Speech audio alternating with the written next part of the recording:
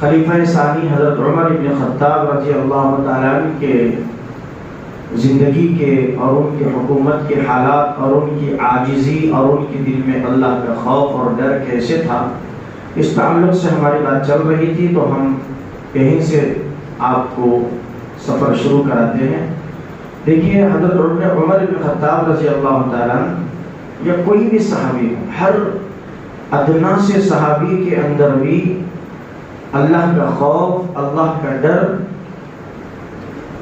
بڑے اچھے طریقے سے گھر کر گیا تھا۔ ہر صحابی کے دل میں اللہ کا ڈر تھا، نبی کی عظمت تھی، نبی کا ادب تھا، نبی کی تعلیمات کی ان کے اندر عزت و تکریم تھی۔ اب یہ تو جلیل القدر صحابی ہیں، بڑے صحابہ میں شمار ہیں، اور جن کو دنیا ہی میں اللہ کے پیارے آقا صلی اللہ علیہ وسلم نے جنت کی خوشخبری عطا فرمائی۔ جب اللہ تعالیٰ نے ان کو حکومت عطا فرمائی، خلافت عطا فرمائی، تو انہوں نے اس حکومت کو، اس خلافت کو کبھی ایک لمحے کے لیے بھی اللہ کے حکم کے خلاف اور نبی کی شریعت کے خلاف نہیں چلایا، بلکہ یہ لوگ حکومت کیے ہیں تو اللہ کے ڈر کو سب سے پہلے سامنے رکھے ہیں، بعد میں حکومت کریں، کیونکہ جس کے دل کے اندر خوف اور ڈر ہوگا وہ کبھی کسی کو دھوکہ نہیں دے سکتا، وہ کبھی جھوٹ نہیں بول سکتا۔ جس کے دل میں ڈر ہے، خوف ہے، وہ کبھی چوری بھی نہیں کر سکتا، وہ کبھی کسی کی زمین پر ناحق قبضہ بھی نہیں کر سکتا، اور اپنے پڑوسیوں اور ہمسائیوں، دوستوں اور رشتہ داروں اور گھریلو ماحول میں کبھی وہ بے انصافی کے ساتھ زندگی نہیں گزارتا، بلکہ ہر لمحہ، ہر آن، ہر گھنٹہ، چاہے وہ دن کا ہو یا رات کا ہو، اللہ کے ڈر اور خوف کے ساتھ، سچائی کے ساتھ وہ زندگی گزارے۔ اسی طریقے سے حضرت عمر بن خطاب رضی اللہ تعالیٰ عنہ کے دل میں ڈر تھا، اور خلافت بھی تھی، بڑے تھے، تو حضرت عمر رضی اللہ تعالیٰ عنہ ان کی حکومت میں خاموش نہیں بیٹھتے تھے۔ میں نے بار بار کہا، 10 مرتبہ کہا کہ دن میں مسجد نبوی کے بوریے کے چٹائیوں پر، تخت پر نہیں، اونچی کرسی پر نہیں، اسٹیج سجا کر نہیں، اور بہترین سے بہترین لباس پہن کر نہیں، مسجد نبوی کے کھجور کے درخت کے پتیوں سے بنے ہوئے بوریے، جو آج ہم اپنے گھروں سے بوریوں کو تو نکال کر پھینکا، لیکن مردوں کے لیے تو اس کو ضروری سمجھا کہ جب موتا ہوتا ہے، بوریے کیا ہوئی، کفن کا کپڑا لائے، ہاں لائے بھائی، سندل لائے، ہاں لائے، روز واٹر لائے، ہاں لائے، بھائی بوریا، ارے بوریا بھول گئی کیا بھائی، جب بوریا لے، ارے جس بوریے پر آقا نامدار جناب رسول اللہ صلی اللہ علیہ وسلم سویا کرتے تھے، امی عائشہ فرماتی ہیں کہ میرے آقا دو جہاں کے سردار، سورج سے بھی زیادہ چمک، چاند کی چمکنی اس کے چہرے کے نور کے سامنے پھیکی پڑتی ہے، ایسا نبی میں نے اپنی آنکھوں سے دیکھا کہ جب میرے نبی نے سو کر اٹھا، نرم گدی پر نہیں، نرم بستر پر نہیں، بوریے پر، میں نے میرے آقا کی پیٹھ مبارک پر دیکھا کہ بورے کے نشانات، پتیوں کے نشانات آقا کی پیٹھ مبارک پر پڑے ہوئے ہیں۔ کیا کمی تھی ہمارے آقا کو؟ کس چیز کی کمی تھی بتائیے؟ میرے آقا کے صحابہ کو کیا کمی تھی جو 70 پیون لگا کر کپڑے پہنتے تھے؟ حکومت ہے، تاج ہے، تخت ہے، کرسی ہے، مال ہے، دولت ہے، پراپرٹی ہے، سب کچھ ہے، پھر بھی آقا کے غلام صحابہ پھٹے اور پرانے اور بے وندگی ہوئے کپڑے پہن کر جناب حضرت عمر بن خطاب بوریت پر بیٹھ کے لوگوں کے فیصلے کرتے تھے، اور پارلیمنٹ مسجد نبوی تھی جس پارلیمنٹ میں انصاف کی چکی گھومتی تھی، انصاف کی چکی پھرتی تھی، کسی کے خلاف کوئی پلاننگ نہیں بنتا تھا، کسی کے خلاف کوئی سازش نہیں بنتی تھی، بس سب کے ساتھ انصاف کا فیصلہ اور انصاف کی بل پاس ہوتی تھی وہاں پر۔ اس طریقے سے آقا صلی اللہ علیہ وسلم کے غلام حضرت عمر بن خطاب رضی اللہ تعالیٰ دن میں یہاں پر بیٹھ کے فیصلے کرتے، اور رات میں کیا کرتے بولو؟ گھوم کر گشت کر کے۔ ایک مرتبہ کا واقعہ ہے، گزشتہ جمعہ جو واقعہ چھوڑا تھا وہ بھی بتاؤں گا آپ لوگوں کو مختصر وقت میں۔ ایک دیہاتی، ایک بدو اور اس کی بیوی دونوں سفر کر کے حضرت امیر المؤمنین عمر بن خطاب رضی اللہ تعالیٰ سے ملاقات کی نیت سے نکلے۔ راستہ دور کا تھا، بہرحال سفر طے کر کے چلتے چلتے ایک دن، دو دن، تین دن، چار دن، پانچ دن، کیونکہ آج کل کے سر کے زمین کے پلین نہیں تھے نا اس وقت، ہوائی جہاز بھی نہیں تھے، آئے تو اونٹ پر آنا، گدھے پر آنا، خچر پر آنا، یعنی تو پیدل آنا، یعنی تو ہاتھی یا اونٹ، اس کے علاوہ راستہ نہیں تھا۔ تو بہت دنوں کے بعد وہ لوگ ایک جگہ پر پہنچے، ایک شہر کے اندر، ایک گاؤں کے اندر۔ رات زیادہ ہو گئی تھی، اندھیرا تھا، راستہ مشکل تھا کہ کس راستے سے، اس زمانے میں ایسے ہی تھا، دن میں سفر کرتے تھے، رات میں لوگ خیمہ ڈال کے وہیں پر پڑاؤ ڈالتے، جب پھر تھوڑا سورج کی شعائیں گرنے لگتی اس کی روشنی میں راستہ تلاش کر لیتے تھے، کیونکہ آج کے جیسے ہائی وے، آج کے جیسے روڈ، صاف شفاف راستے نہیں تھے اس وقت۔ ابھی بھی 20-25-30 سال پہلے بھی مکے میں ایسے راستے نہیں تھے جو آج کل پہاڑوں کو کھوڑ کر بنائے جا رہے۔ بہرحال وہ سہولتیں ہیں۔ تو وہ لوگ دونوں میاں بیوی ایک گاؤں کے اندر پہنچے، رات کا اندھیرا سناٹا چھا گیا، تو لوگ اسی گاؤں کے اندر خیمہ ڈالا، خیمہ لگایا، یعنی ٹینٹ، جس کو ہم ٹینٹ بولتے ہیں، پڑاؤ ڈالا، اوپر سے چھت لگایا، سائڈ سے پردے لگا لیتے اور رات گزارتے، صبح سفر کرتے۔ اسی طریقے سے وہ لوگ وہاں پر دونوں میاں بیوی ٹینٹ لگائے، خیمہ لگا کر، بیوی اندر تھی اور یہ آدمی باہر جو ہے کچھ آگ سلگا رہا تھا، کچھ پکانے کے لیے ہو یا کچھ اپنے جسم میں گرمی کو جو ہے لانے کے لیے آگ کو سیک کر۔ اس کو پتا نہیں تھا کہ یہ کون سا گاؤں ہے، کون سا شہر ہے۔ ایسا ہوا کہ حضرت عمر بن خطاب رضی اللہ تعالیٰ اور آپ کے غلام دونوں گشت کے اندر نکلے، پہلے سے گشت کر رہے تھے کہ کون بھوکا ہے، کون پیاسا ہے، آپ سن رہے ہیں ترجمہ۔ تو اتفاق کی بات یہ ہوئی کہ ان گلیوں کے اندر حضرت عمر بن خطاب رضی اللہ تعالیٰ اور ان کے غلام دونوں گشت کرتے کرتے اس گلی کے اندر یو ٹرن لیا، تو حضرت عمر بن خطاب رضی اللہ تعالیٰ نے دیکھا کہ وہاں پر آگ سے لگ رہی ہے، گھر زیادہ بھی تھے۔ تو حضرت عمر بن خطاب رضی اللہ تعالیٰ نے جا کر غلام سے کہا کہ جاؤ، وہ کون آدمی ہے، کہاں سے آیا ہے، کیا پریشانی ہے اس کی، جا کر اس کو پوچھو کون ہے، کتنے لوگ آئے ہیں، کس چیز کی ضرورت ہے، کھانے کی ضرورت ہے، پانی کی ضرورت ہے، یا ان کو رات میں سونے کے لیے بستر کی ضرورت ہے۔ جاؤ فوراً جا کے اس سے پہلے پوچھ تاچھ کرو اس کے جو ہے کہاں سے آیا۔ تو غلام آیا، السلام علیکم، وعلیکم السلام، کہا کہ کون ہو؟ تو اس بدو نے کہا کہ عرب کے لوگ بڑے سخت ہوا کرتے تھے، سختی ان کے اندر تھی۔ تو اس نے کہا کہ بھئی تجھے کیا ضرورت، تجھے کیا مطلب میرے سے، میں کون ہوں، کدھر سے ہوں، کیا ہوں، میرے سے کوئی مطلب نہیں، نکل، تیرا کام تو کر، میرا کام نہیں کر رہا ہوں۔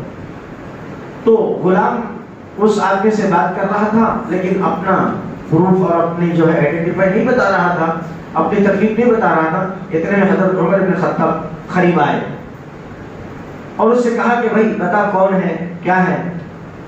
اس بدو نے کہا کہ بھائی آپ پھر آگے بیچ میں نے ابھی تو اس کو جواب دیا، آپ پھر آگے، آپ کو میں اسپیشل سے جواب دوں کہ مجھے ضرورت نہیں، آپ اپنا راستہ تلاش کرو، آپ چلتے رہو، میرا کام میرے کو ہے، تو آپ کا کام آپ کرتے رہیے، چلیے آگے۔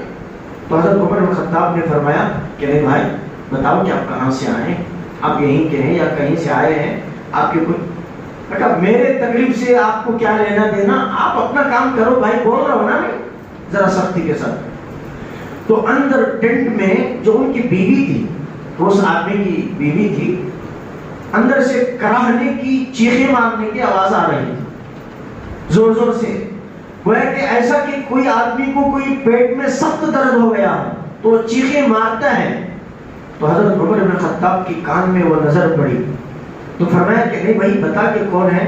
اندر خیمے میں سے کسی عورت کے کراہنے کی آواز آ رہی ہے، چیخ کر رونے کی آواز آ رہی ہے، کوئی درد میں ہے، کوئی تکلیف میں ہے، بتا کہ تیری کیا تکلیف ہے، کہاں سے آیا۔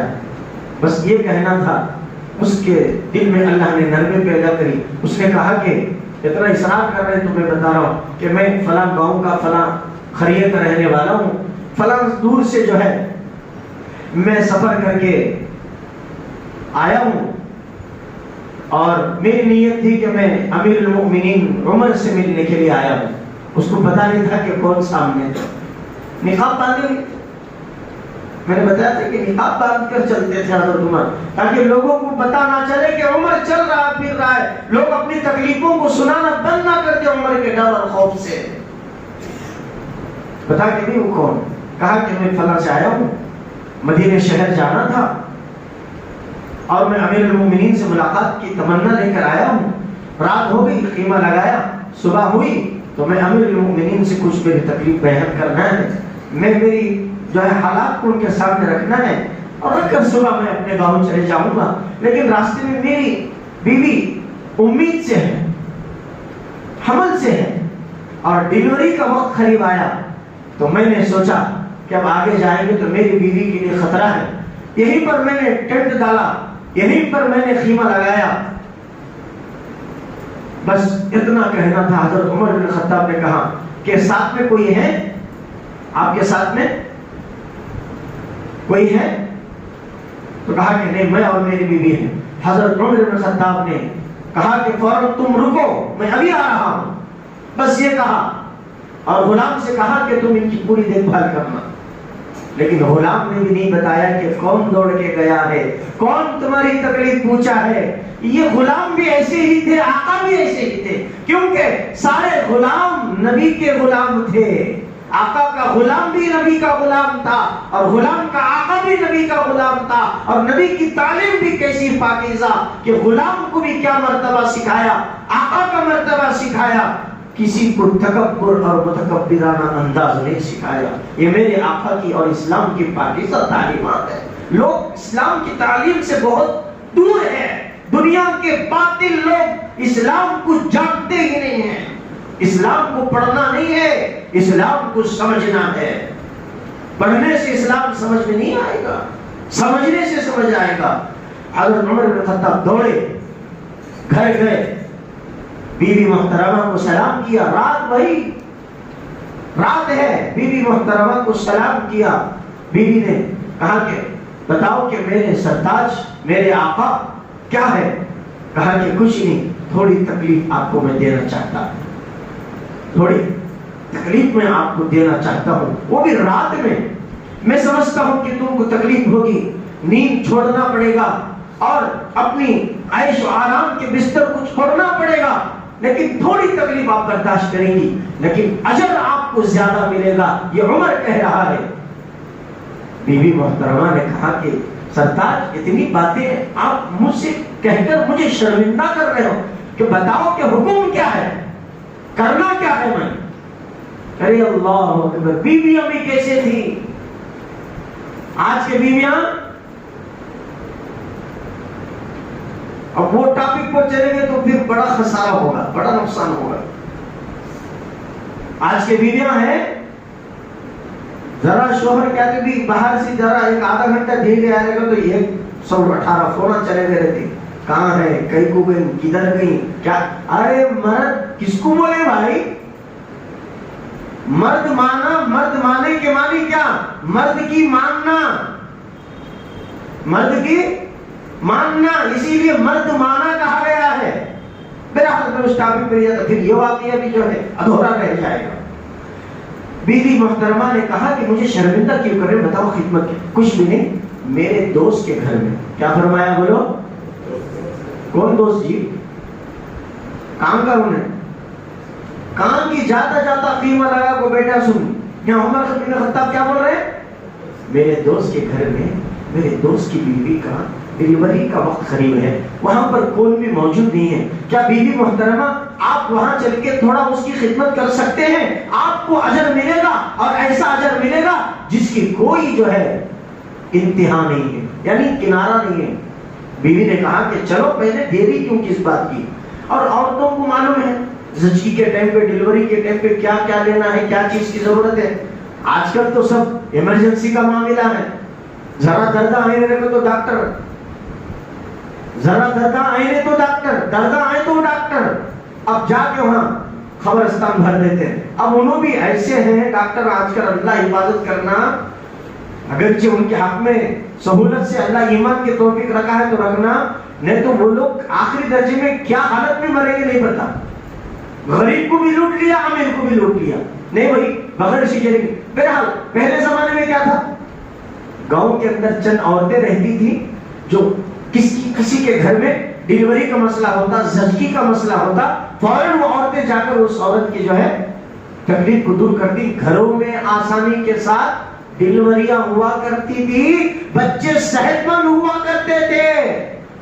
آج 12-20 ٹانکے کر کے پیٹ کو چیر کر بچے نکال رہے ہیں, بچے بھی کمزور, ماں بھی کمزور. ابھی لوگ فتوا دیتے ڈاکٹر 2-3 سے زیادہ ہوئی تو ماں کو بڑا جان کا نقصان ہو جاتا. ایک بولتے ہیں فیملی پلاننگ کرانے والے. حضرت عمر نے بیوی نے کہا کہ گھی لے لو, چند وہ دانے رکھے ہوئے ہیں وہ لے لو, چلو راستے میں نکلتے ہیں.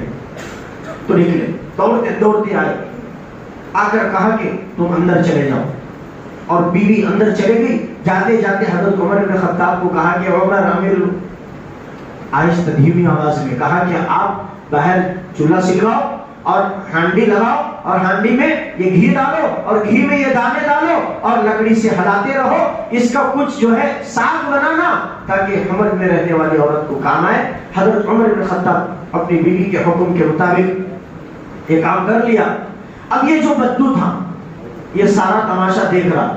اب باہر وہ سدے کے چولہے بناتے تھے پہلے, مٹی پانی میں ملا کر اس کو راؤنڈ بنا کر جو ہے 3 پھترے رکھ کر پانی گرم کرتے تھے. کھانا بھی اسی پہ پکتا تھا, صحت تھی. آج کل بہرحال گیس کا ماحول چل رہا ہے. اب حضرت عمر ادھر سے ادھر سے جو ہے اینٹوں کو, مٹی کی اینٹوں کو لا کر رکھ کر, لکڑیاں لگا کر چولہا سلگایا, اور اس کے اوپر ہانڈی رکھا, اس کے اندر گھی ڈالا, دانے ڈال کر ہلانے لگے. تو یہ جو بدو سمجھ رہا تھا کہ یہ حضرت امیر المومنین عمر بن خطاب رضی اللہ تعالیٰ کسی جو ہے مسافرین کی خدمت کے لیے یہ غلاموں کو لگا کر رکھا ہے تاکہ لوگوں کو خدمت کرے. تو یہ بدو کہتا ہے کہ خدا کی قسم میں نے اس غلام سے ایسی خدمت لی, کبھی میں یوں کہتا کہ وہ عمر کے غلام جاؤ ذرا پانی لے کر آؤ, مجھے پانی کی ضرورت ہے, جاؤ فلاں جگہ سے ذرا یہ چیز کی ضرورت ہے وہ لے کر آؤ.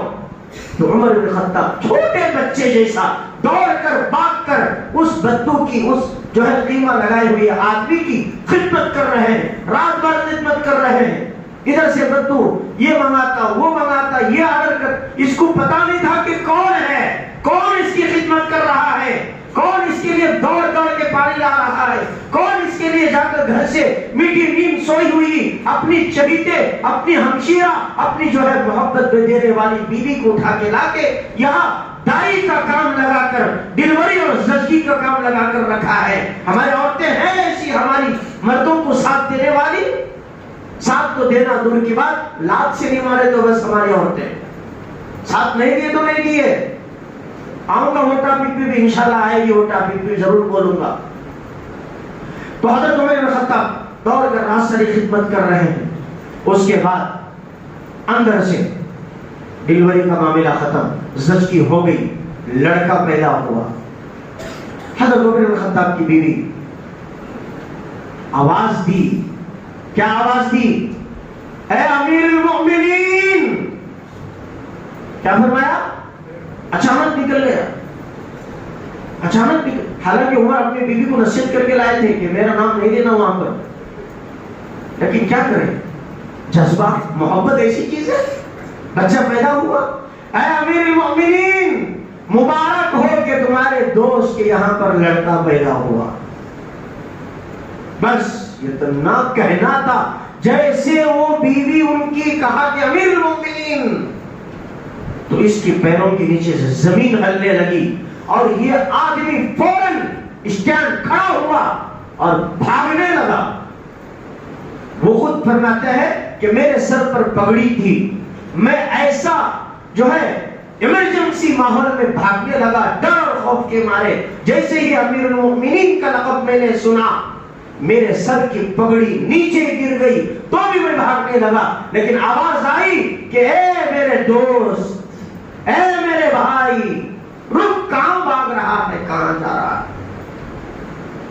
وہ رکا، وہیں سے دور سے کہا کہ آپ امیر المؤمنین ہیں، آپ عمر ہیں، جس عمر کی تعریف ہم نے سنا تھا، اس عمر کو نبی نے مانگ کر اپنی گود میں لیا تھا، اپنے جو ہے دامن میں لیا تھا، جس کے بارے میں ہم نے یہ فضیلت سنی، یہ اس کی فضیلتیں ہیں، اتنا بڑا مقام ہے. آپ وہ امیر المؤمنین ہیں اور رات بھر میں نے تم سے یہ خدمت وہ خدمت لیتا رہا، ادھر سے پانی منگاتا، ادھر سے پانی منگاتا، میں معافی چاہتا ہوں ہاتھ جوڑ کر. امیر المؤمنین مجھے پتا نہیں تھا کہ آپ ہی عمر ہیں.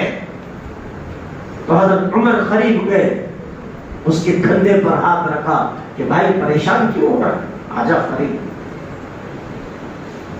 قریب آیا، سینے سے لگایا. اس کے بعد دو جملے حضرت عمر بن خطاب رضی اللہ تعالی نے اس کے کان میں کہے. بڑے درد بھرے جملے تھے جس سے ہمارے ایمان میں تازگی پیدا ہوتی ہے اور ہمارے نبی کا مقام، وہ مرتبہ کا علم ہمیں سمجھ میں آتا ہے. لیکن کیا کریں، ہر بار وہ دو جملوں پر بات رک جاتی ہے، ٹائم ساتھ نہیں دیتے. وقت ختم ہو چکا ہے. وہ پچھلا واقعہ بھی مکمل کرنا ہے جو چرچ کے اندر حضرت عمر بن خطاب کہاں پڑے تھے. نماز بولو جلدی.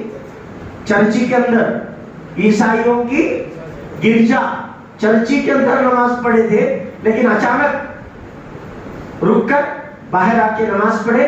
وہاں کیا جواب دیا، یہاں کیا جواب دیا.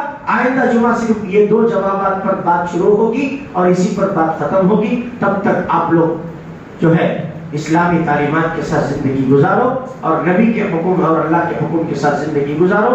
اللہ تعالی ہم سب کو کہنے اور سننے سے جان عمل کی توفیق عطا فرمائے. آمین. وآخر دعوانا الحمدللہ.